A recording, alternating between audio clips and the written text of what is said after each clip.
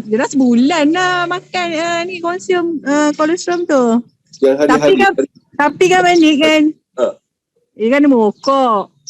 Lepas merokok tu dia batuk. Tak elok-elok dia pagi, lepas tengah hari. Lepas tu saya bagilah Immune-4.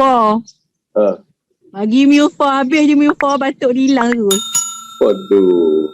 Itu sekarang dia kata kalau dia batuk-batuk pun dia tak risau dah. Dia cakap ada Immune-4. Wah, confident. Ya, confident. Maknanya peace of mind. Betul tak? Yes, betul. Peace of mind.